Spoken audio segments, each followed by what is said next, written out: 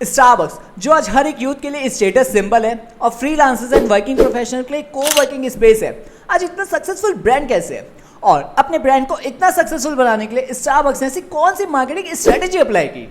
तो बात शुरू होती 1971 में जब स्टारबक्स सिर्फ रोस्टेड कॉफी बीन सेल करता था। बट इन 1983 जब स्टारबक्स के मार्केटिंग हेड हावर्ड शल्स अपने इटली के ट्रिप में गए, तब उन्होंने वहां पे एस्प्रेसो कॉफी बार का ट्रेंड नोटिस किया। And when he return he told the Starbucks authority about the same business model, but they rejected it, due to which Schultz left the company and started working for the business model which he had seen during his trip to Italy.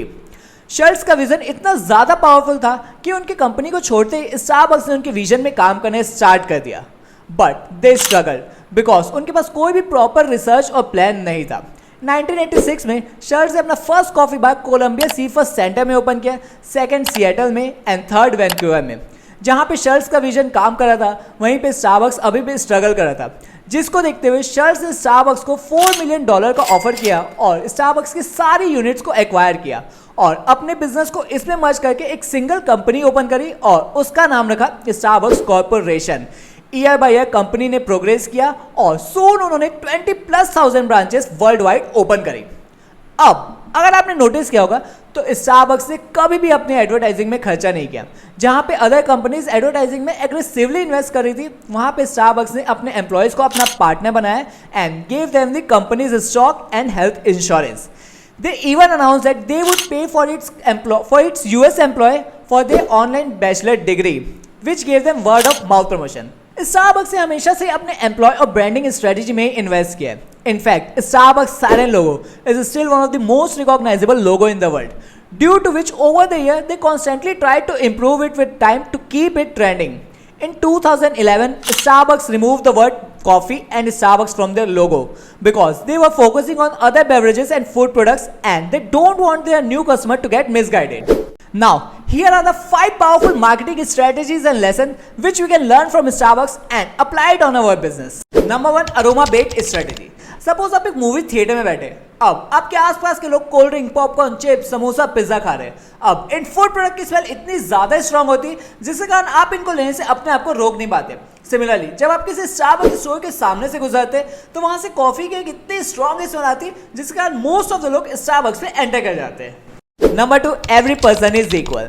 आपने अक्सर Starbucks में लोगों को बैठ के meeting करते या काम करते देखा होगा। इट इज बिकॉज स्टारबक्स के लिए उनके स्टोर में एंटर करा हुआ हर एक पर्सन इक्वल होता है, फिर वो चाहे वहां से कुछ ऑर्डर करे या ना करे। बट जब आप बहुत देर तक वहां पे बैठ के काम करते हैं तो वहां स्टोर में कॉफी के अरोमा से आप इतना ज्यादा अफेक्ट हो जाते हैं कि आपको भूख लगने लग जाती है और अब फिर आप कुछ ना कुछ ऑर्डर जरूर करते हैं। Number 3, round table strategy. Starbucks के लिए उनके सबसे बड़ा मार्केटिंग वेपन उनके राउंडेड टेबल्स है। सपोज आप किसी डेट पे गए हो और आप अदर पर्सन के लिए कैफे में बैठ के वेट कर रहे हो, जब तक वो पर्सन नहीं आ जाता तब तक आप बहुत ऑकवर्ड फील करते हो।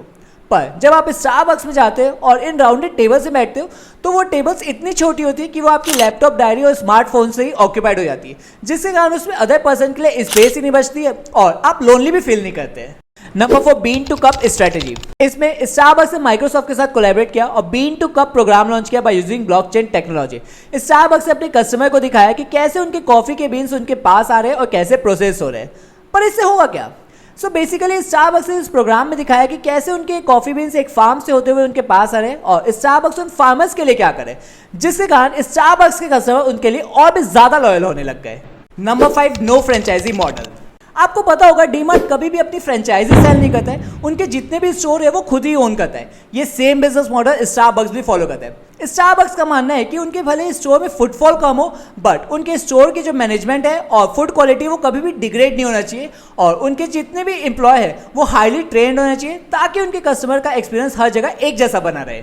तो अगर आपको स्टारबक्स की केस स्टडी अच्छी लगी, then give it a thumbs up and subscribe to my channel for more such amazing case studies.